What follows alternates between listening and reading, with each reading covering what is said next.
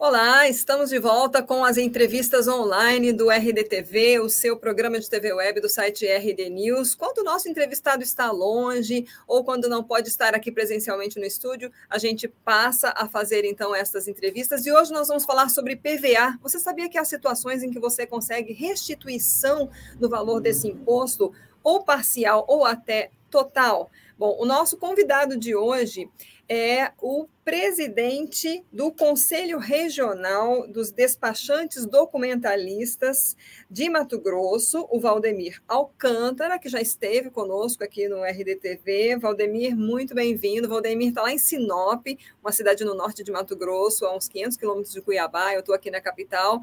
E ainda bem que nós temos essa ferramenta, né, Valdemir? Bem-vindo novamente.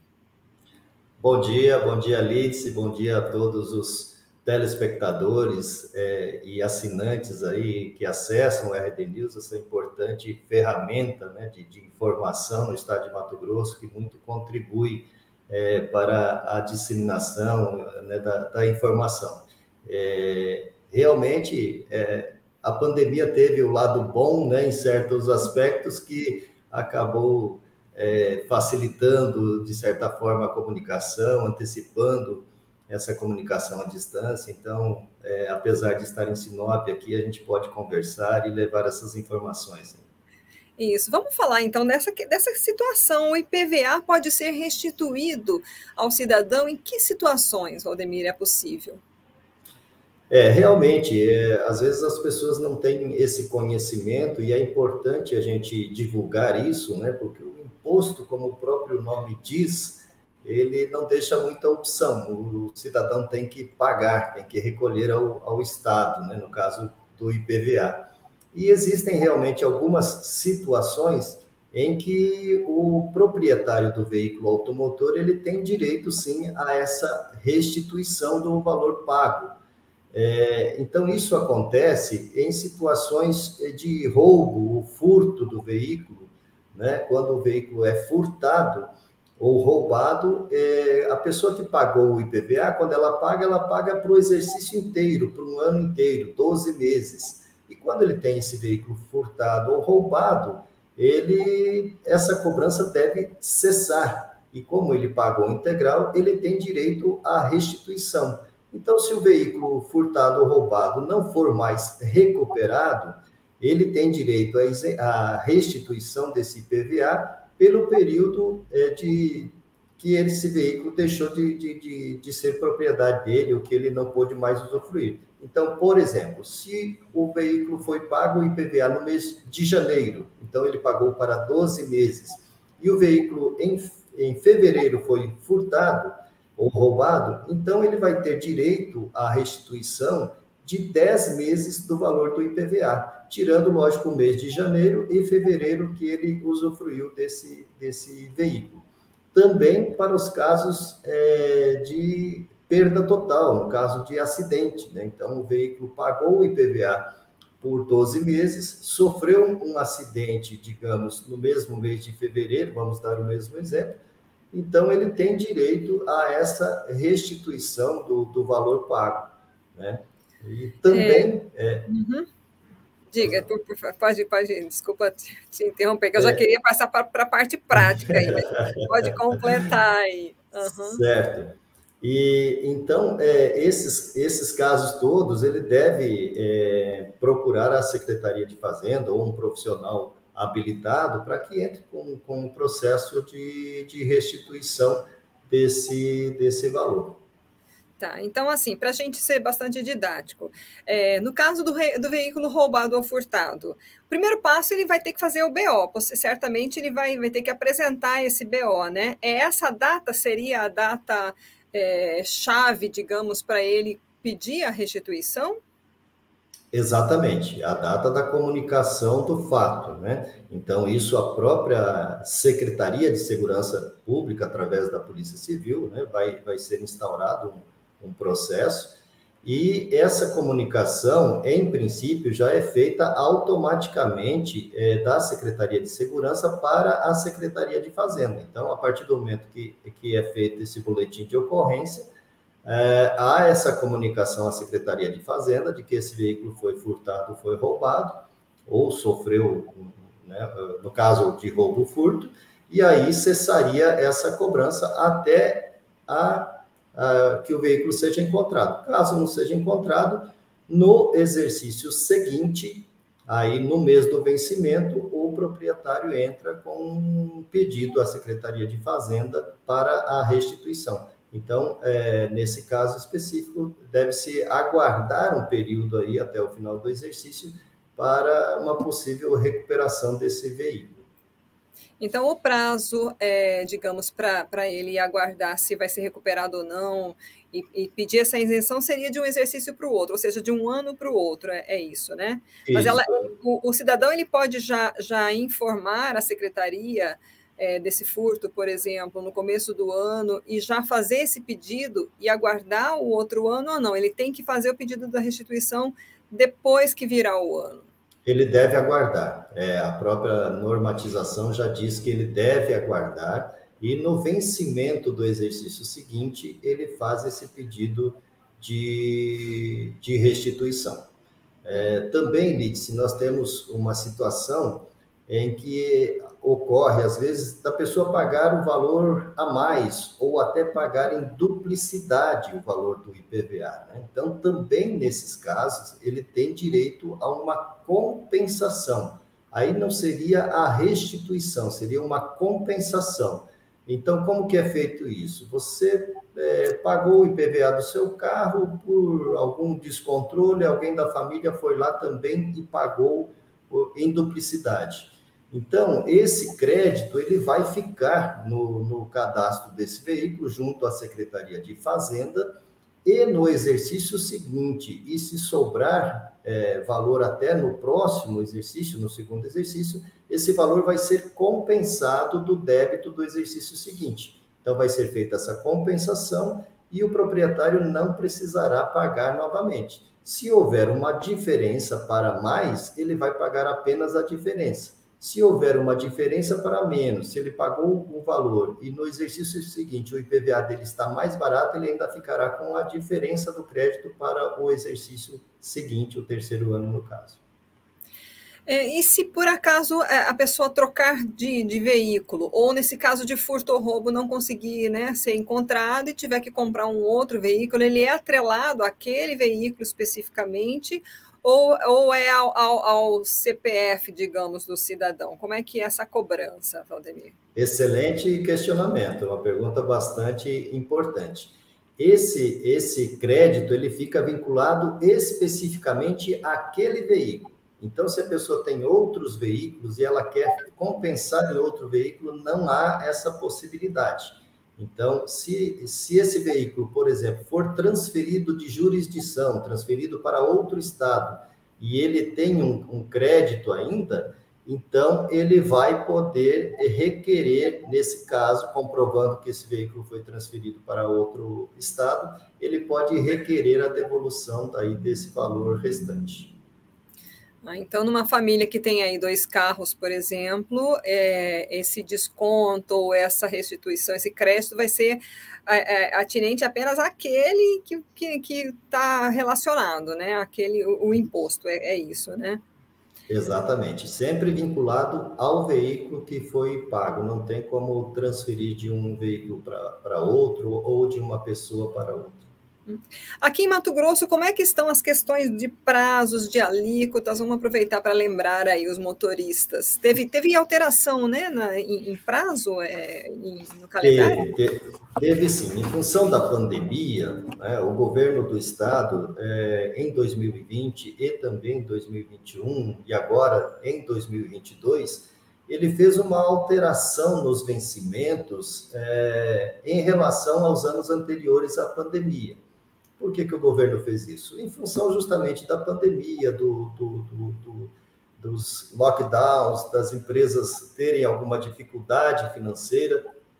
Então, o governo fez uma nova tabela de vencimentos do IPVA e também do licenciamento.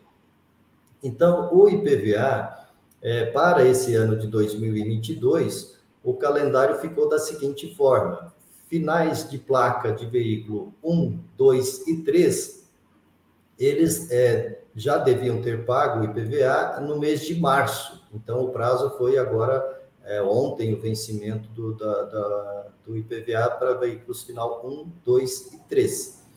Veículos com placas finais 4, 5 e 6, o IPVA vencerá agora no mês de abril. E aí é bastante importante os proprietários ficarem atentos, porque existe um desconto para quem pagar o IPVA em determinadas datas. Então, para pagamento até o dia 10 de abril dos veículos placas finais 4, 5 e 6, ele tem um desconto de 5%. Até o dia 20, um desconto de 3%.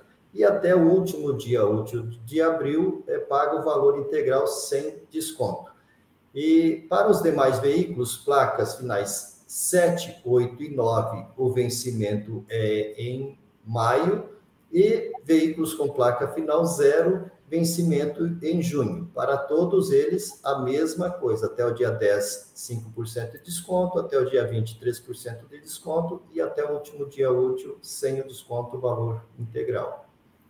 Quem não se atentou aí para o mês de março, venceu ontem, como é que estão as cobranças aí tem multa, tem juros, dá tempo para minimizar esse prejuízo, Rodemir? É importante que a pessoa faça o recolhimento o quanto antes. Ele vai perder o desconto, pagar uma multinha, mas ainda é bom que o faça o quanto antes. Por quê?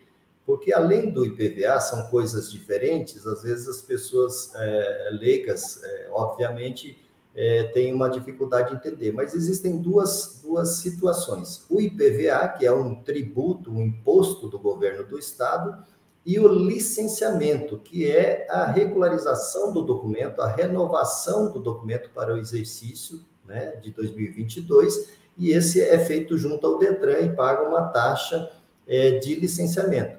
Então, para fins de circulação do veículo, o que vale é o licenciamento. Então, por exemplo, os veículos finais 1, 2 e 3, que não recolheram o IPVA e nem pagaram o licenciamento para o exercício 2022, a partir de hoje já estão sujeitos à multa e até à apreensão do veículo, porque eles estão irregulares. Então, é importante que esses proprietários façam o recolhimento o quanto antes e regularizem a situação. A situação de multa de trânsito, ela impede que seja feito o licenciamento do veículo? Está atrelado a isso aí? De repente a pessoa vai lá olhar, tem multa, mas não tem dinheiro para pagar, não recebeu em casa ainda a cobrança. Como é que está essa situação? Olha, existem algumas situações. Por exemplo, tem multas que estão lançadas lá, mas elas ainda estão em fase de defesa, de apresentação de defesa, que está em autuação, que a gente chama. Então, essas multas, elas constam no cadastro do veículo, mas ainda não há a cobrança, porque ainda tem um prazo para a pessoa se defender. Outras situações, a multa já está lá, lançado o valor. Então, nesse caso, o Detran exige o pagamento desses débitos para a regularização do licenciamento. Há uma controvérsia nisso. Legalmente, a rigor da lei, há discussões sobre isso, de que não poderia ser vinculada essa cobrança da multa ao licenciamento do veículo. Então, se for um valor muito alto, se a multa for indevida, a pessoa entrou com recurso, está aguardando o julgamento, ainda não foi julgado e está sendo feita essa cobrança, há a possibilidade da via judicial, onde a pessoa vai entrar com uma ação pedindo uma liminar para que ela possa licenciar o veículo sem recolher essa multa. E, em muitos casos, a justiça tem entendido que, sim, ele tem direito a licenciar o veículo e aguardar o julgamento daquela multa, do recurso, para ver se ele realmente vai ser penalizado ou não. Uhum. Bom, avançando ainda na questão do IPVA, queria que você repassasse um pouquinho quem tem direito à isenção do IPVA, que tem gente que tem e não sabe, né? Inclusive. Sim, exatamente. Então, a isenção, ela é concedida em algumas situações, né? Ou a não incidência do IPVA, né? No caso de veículos que transportam taxistas, né? Eles têm essa não incidência. Pessoas com deficiência que adquirem um veículo com isenção do ICMS e também, em alguns casos, de IPI.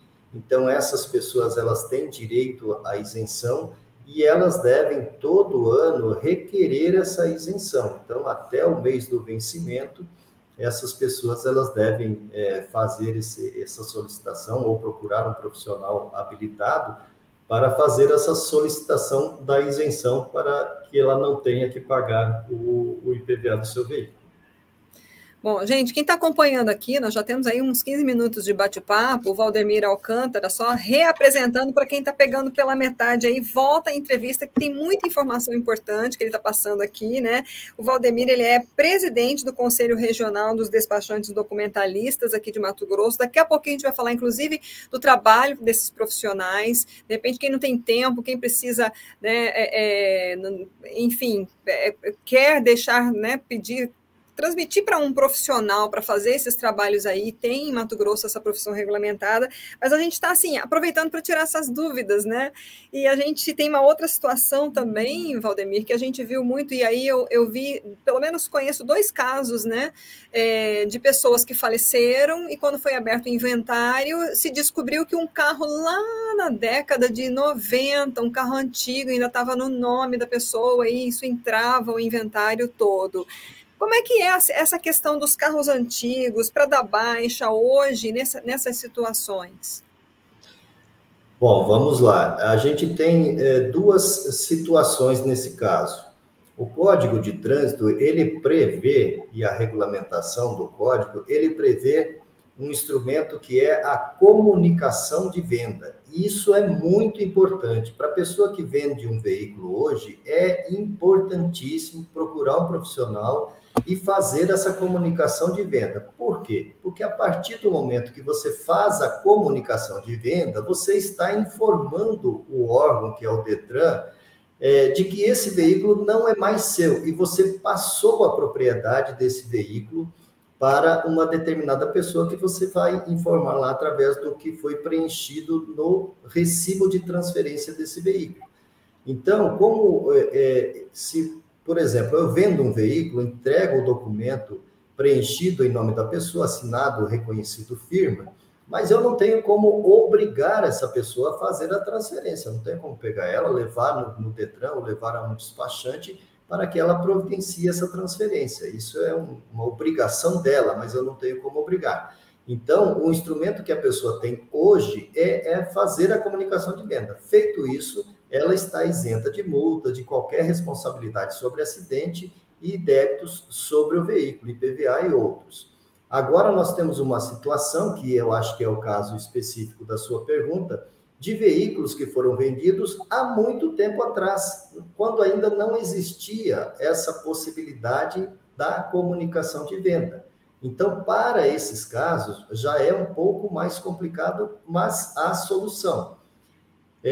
Por exemplo, veículos que tenham de 25 anos de fabricação ou mais, esses veículos, a legislação permite que o proprietário solicite a baixa definitiva desse veículo, independente de ele estar com o veículo ou não. Então, ele vai informar lá que ele vendeu esse veículo, ele não tem como comprovar isso, porque na época não existia o instrumento da comunicação de venda, mas ele vai recolher os débitos que existem até o momento e solicitar essa baixa definitiva. A partir daí, cessa a cobrança, inclusive em dívida ativa. Se, porventura, esse veículo aparecer algum dia com algum condutor, esse veículo vai ser retido e essa pessoa vai ter que pagar os impostos do momento em que foi dado a baixa para reativar o cadastro desse veículo no sistema. Esses débitos todos, então, desde a época da venda até agora, eles podem também ser alvo de recurso, podem ser, sei lá, porque não existe prazo de prescrição para esse tipo de cobrança também? Existe o prazo de prescrição que é de 5 anos. Então, você vai pagar referente aos últimos 5 anos. E aí, em determinados casos, o veículo já é isento do IPVA. Então, ele não incide sobre ele o IPVA. Então, vai ter aí a incidência aí de taxas do Detran. Então, recolhe-se essas taxas e solicita-se a baixa definitiva. Bom, Valdemir, vamos falar então um pouco do trabalho de vocês aí, o Conselho Regional, né? Na época, você já esteve aqui dando a entrevista para a gente, falando da instalação desse conselho, como é que está, quantos profissionais existem em Mato Grosso, né? Quem, de repente, quiser procurar o trabalho de um despachante, quais os cuidados que deve ter? Certo, muito bem. O despachante, ele é uma profissão, uma atividade da época do Império ainda. Então, Dom Pedro já nomeou algumas pessoas para que fizessem o serviço de despachante, que é o serviço burocrático, para aquela pessoa que não tem tempo, que não quer dispor daquele tempo, quer ficar mais com a família. Então, ele contrata um profissional para trabalhar essa área burocrática e também porque o profissional ele faz um controle. No caso de veículos, por exemplo, os despachantes fazem um controle do vencimento, de multa, de recurso de multa, então dá uma segurança muito grande para os proprietários. E agora, no mês de dezembro, especificamente no dia 29 de dezembro de 2021, foi publicado no Diário Oficial uma lei, que é a Lei 14.282/21, que regulamentou a profissão de despachante documentalista no Brasil. Então, hoje, o despachante documentalista é um profissional com uma lei federal regulamentada que eleva o seu status a todas as outras profissões regulamentadas, como, por exemplo, de advogado, de médico, de psicólogo, e assim por diante. E, junto com isso, nós temos o conselho que regula a profissão, tanto em nível federal, o Conselho Federal, quanto em Mato Grosso, o Conselho Regional dos Despachantes Documentalistas. Então, qualquer pessoa que exerça a atividade de despachante documentalista, a partir dessa lei, ele deve obrigatoriamente estar inscrito no conselho profissional para poder exercer essa atividade, essa profissão, né? Então, nós temos agora o conselho fazendo esse trabalho. Como a lei é muito recente, ainda estão saindo algumas resoluções regulamentando como será feita essa inscrição, e todos os profissionais devem procurar o conselho para a regularização. E uma coisa muito importante também que trouxe junto com essa lei é a exigência de um curso tecnólogo para a formação de despachante. Então, hoje, o despachante documentalista, a pessoa que tem interesse em ser um despachante documentalista, ela deve obrigatoriamente fazer um curso tecnólogo, que é um curso de 2 anos a 2 anos e meio, para poder exercer a profissão de despachante. E também, se me permite, Lídice, o despachante, muitas vezes, as pessoas ligam o despachante à área de trânsito. Na verdade, é muito mais amplo do que isso. Então, o despachante documentalista, ele atua em 11 áreas de atividade, né? Ele atua na área de veículos, ele atua na área de veículos marítimos, junto à Marinha, ele atua também na questão de regularização de armas, na questão de passaporte, despachante imobiliário, na regularização dos imóveis, na questão previdenciária também. É um despachante documentalista que pode encaminhar a documentação, fazer todo o processo burocrático. Então, na questão de meio ambiente também, o despachante pode atuar nos processos, na parte burocrática. Então, há um grande leque de atividades que estão abrangidas nessa lei federal e que esses profissionais devem obrigatoriamente se inscrever ao conselho para poder exercer essa atividade. Esse curso que você falou de tecnólogo, ele é presencial? Tem em Mato Grosso? Como é que está sendo oferecido? Sim, o curso ele pode ser feito EAD, é um curso que pode ser feito à distância, com alguns módulos presenciais. Ele já está sendo oferecido por uma universidade. Essa universidade ela atende o Brasil inteiro, inclusive nós temos em Mato Grosso, em Cuiabá, nós temos algumas unidades dessa universidade, também Sinop, nas cidades polos. É particular? Pode falar o nome, não tem problema não, que a gente... Posso fazer, então tá está bom. fazendo uma prestação de serviço, então não tem problema. Exatamente, é importante. A universidade hoje que está oferecendo já esse curso é a Uniaselv. Essa é a universidade que já disponibilizou esse curso, então entra lá no site da Uniaselv, vai lá em graduação, escolhe o curso, a cidade e faz a inscrição. E grande parte das cidades, eles têm, como eu falei, unidades físicas, onde a pessoa pode ir lá se apresentar, tirar as dúvidas, inclusive quem já tem um curso superior pode fazer um aproveitamento de algumas matérias, né? E também está aberto, a partir dessa lei, está aberto para qualquer instituição de ensino que queira oferecer esse curso. O Conselho pode auxiliar, né, com as informações para que as instituições de ensino possam se prepararem para oferecer esse curso. Muito bom. Então, quem quiser entrar em contato com o Conselho, aonde procurar vocês também, tirar mais dúvidas. As pessoas podem entrar em contato por e-mail, através do e-mail secretaria@crddmt.org.br. Pode repetir, por favor? secretaria@crddmt.org.br. Então, as pessoas podem enviar um e-mail para esse endereço, onde a gente vai estar orientando e passando todas as informações. Ok, Valdemir, muito obrigada pelas suas informações. Eu acho que a gente trouxe muito conteúdo aqui, eu te agradeço muito. E a gente está à disposição aí para divulgar também outras ações, tirar mais dúvidas. Obrigado, Lícia. Eu que agradeço o RD News mais uma vez por essa oportunidade de poder levar essas informações aos cidadãos, né, às pessoas, porque às vezes essas informações acabam não chegando, né? Então é muito importante, como eu falei, esse canal, essa abertura, para a gente divulgar, tornar isso público e fazer com que as pessoas exerçam os seus direitos e possam usufruir daquilo que a lei permite. E o despachante documentalista é um amigo, um auxiliar, uma pessoa um profissional que está sempre à disposição para trabalhar essa área burocrática com bastante conhecimento, uma formação muito boa, dando segurança às pessoas. Ok, obrigada. E a gente ouviu, então, o Valdemir Alcântara, lá de Sinop, falando um pouco do trabalho do Conselho Regional dos Despachantes Documentalistas de Mato Grosso. Quem está nos assistindo aí, curta e compartilha essa entrevista, está cheia de informação. E até a próxima. Até a próxima, um grande abraço, fiquem com Deus.